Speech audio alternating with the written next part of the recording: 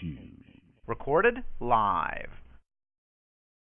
What's up, everybody? Welcome to Travis and Vic's Drunken Horror Adventures. I'm Travis. I'm joined by Blake. Vic, I think maybe he's going to be here later on, but he's not here now, and so we're going to kind of give his list away as we talk. But yeah, I mean, this week, obviously, since I'm talking about lists, we are on to 1983, which I'm pretty excited about, Blake. Oh, absolutely. It was a toughie, and I have a feeling our lists are going to be similar, and not because we want them to be, just because we're limited on the amount of quality horror that came out in 1983. Oh, it's bad, man. I mean, like, don't get me wrong, there's some good stuff in there, but overall, it's bad. It's not the greatest pool to choose from like we've had before. I mean, we've had some before where we couldn't shove 10 in there. It was just hard, but this time along, I feel like, we're just scrambling to get 10 in there one way or another, True. Yeah, it feels that way for sure. It is. This is, in its own way, it's the hardest one we've done, but only because, there's not a lot of, I feel like, not as much quality, in our lists. So, I mean, it is what it is. When we look at all the other lists, they've all been pretty stacked, and I think the big thing on this year is that there is no Friday the 13th movies, and of course we're not into the Nightmare on Elm Street yet.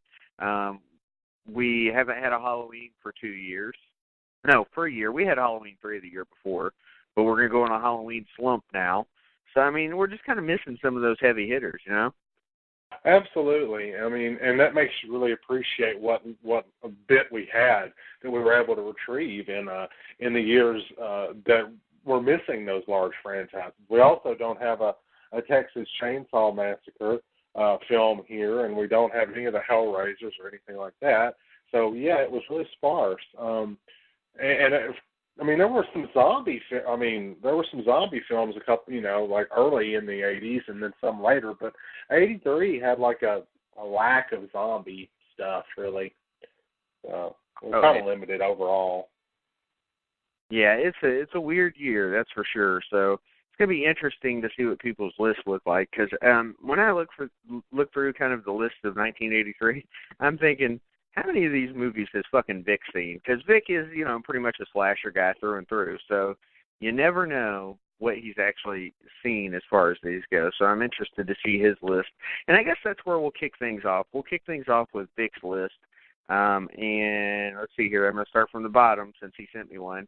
And he's got Videodrome at number 10 on his list for 1983. And that's interesting because Videodrome, unless you're a Cronenberg fan, could either be really high or really low. And, same guy who did the Scanners, rather. Am I wrong? James Woods is in this, isn't he? Yes, James Woods plays a sleazy video store owner and also has a cameo by Debbie Harry from the band Blondie. So yes, that is the same film. I am really surprised it's that low, but then again, I'm not, because it's not technically a slasher, so Vic probably... So I mean, I guess I'm just really happy that it made his list at all. Oh yeah, for sure. But when you look at the talent pool, you kind of get stuck picking things that maybe you wouldn't have otherwise. That's all I'm saying.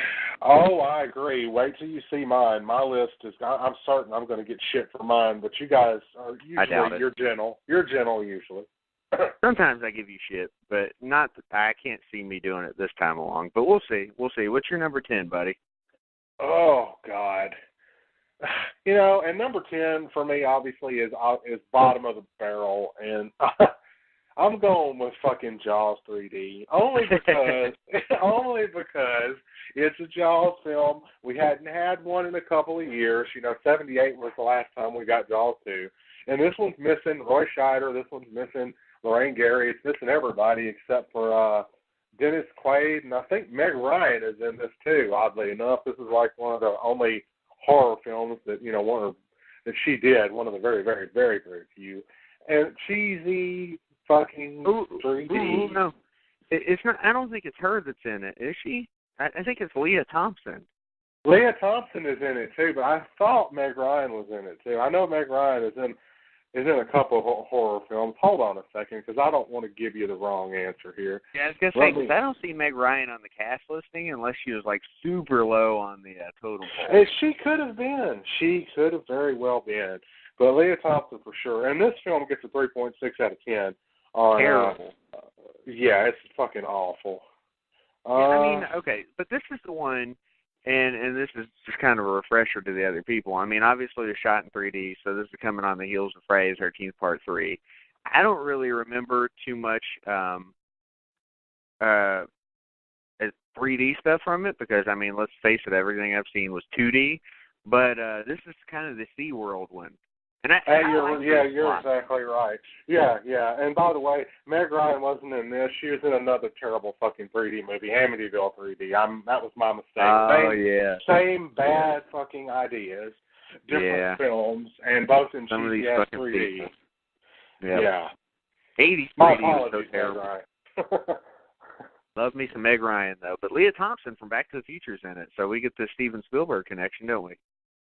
Yeah, we do, but that's about one of the only positives. I mean, honestly, and we get if I'm not mistaken, Louis Gossett Jr.'s in this too, and I think he's in The Revenge, but maybe I'm wrong. Let me check. No, he's in this one. No, you're right. You got it right. I'm sorry, Dennis Quaid. Yeah, he's in there.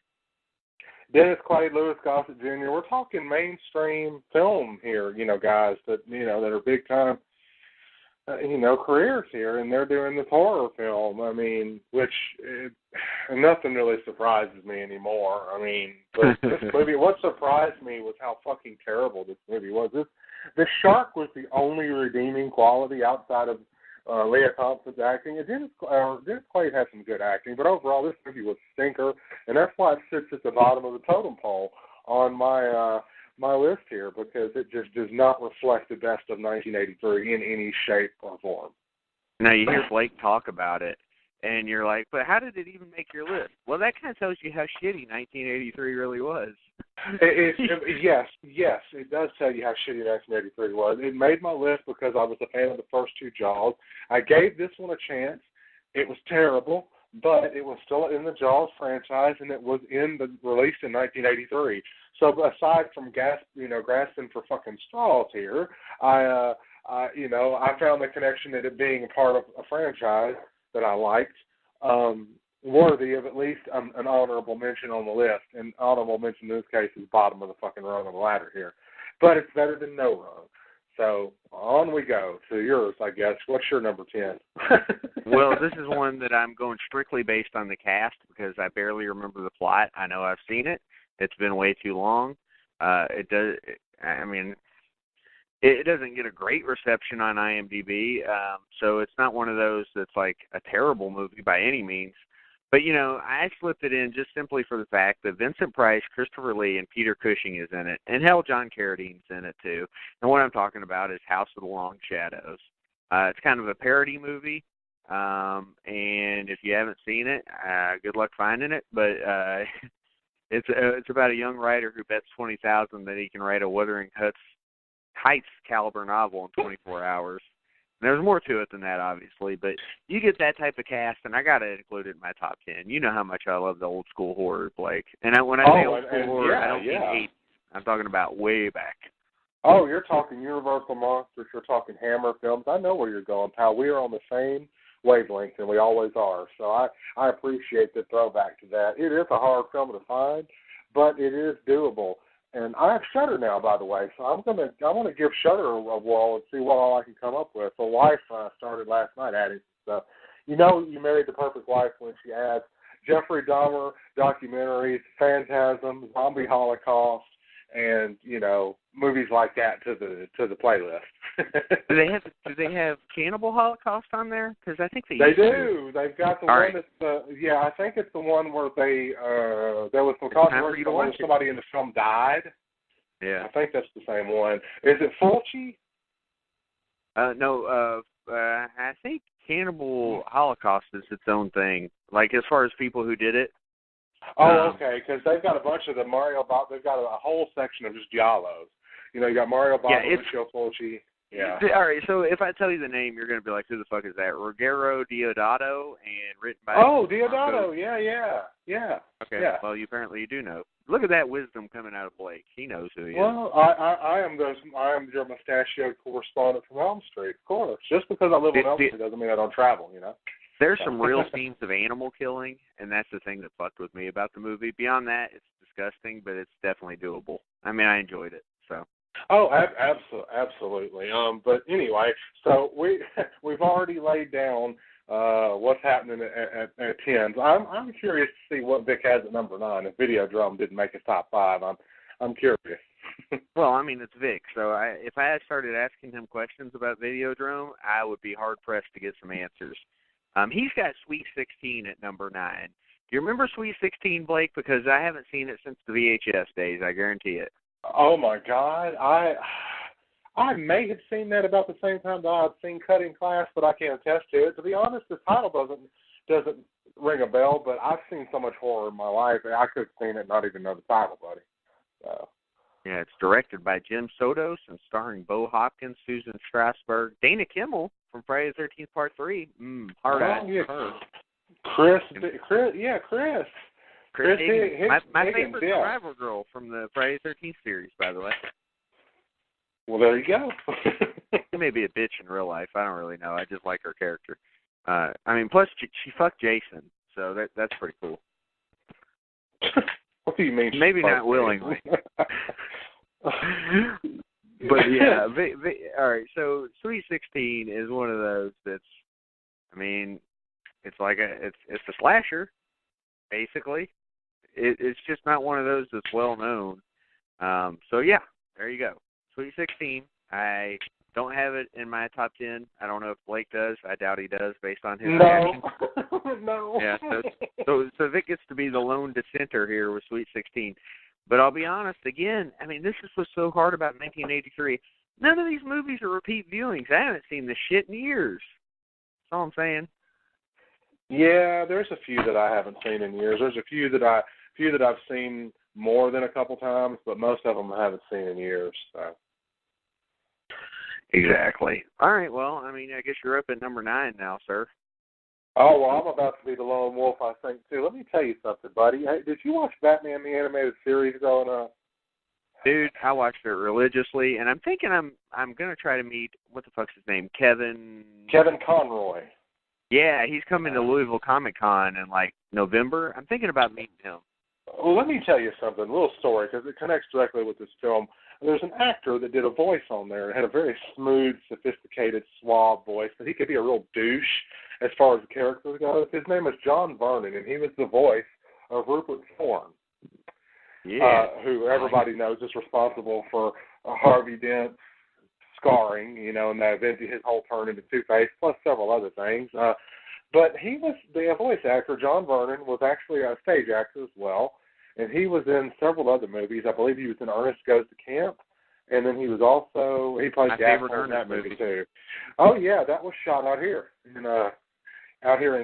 Dixon County in Tennessee. So that's where they shot a lot of the Ernest films. But so he's in that movie, and then he's in this movie I'm about to mention. This movie was filmed in '80, but was released in 1983. It was called Curtains. It's a slasher. And it is really good, but it is one that is full of 80s cheese. We're talking prom night style cheese. But it's so good that if I ever do see it, I'm going to buy it without hesitation, because it is one of the few slashers from '83 that kind of holds its own. If you haven't seen it, I recommend you see it. At least give it a chance. If you're willing to give Amityville 3D and Jaws fucking 3D a chance, you could at least give this one 30 minutes. It's got some Repeat the name of it again. It's called Curtains. It's about actresses and actors, and there's a slasher running loose while these people are filming a movie. Yes. So it's got John Vernon, and it was released in 1983. It was filmed in '80. Quite a bit of controversy. It wasn't released on Blu-ray or DVD until a couple years ago at all. I'm not sure it was ever even available on VHS. Dude, the One Sheet poster is fucking awesome with the line, 6 beautiful girls trying to get ahead. When the curtain falls, 5 will be dead. I love It's Little great. Ryan. It's great, man. You have to give it a chance. But that one's number 9. I really, really was hesitant not to put it in my top 5.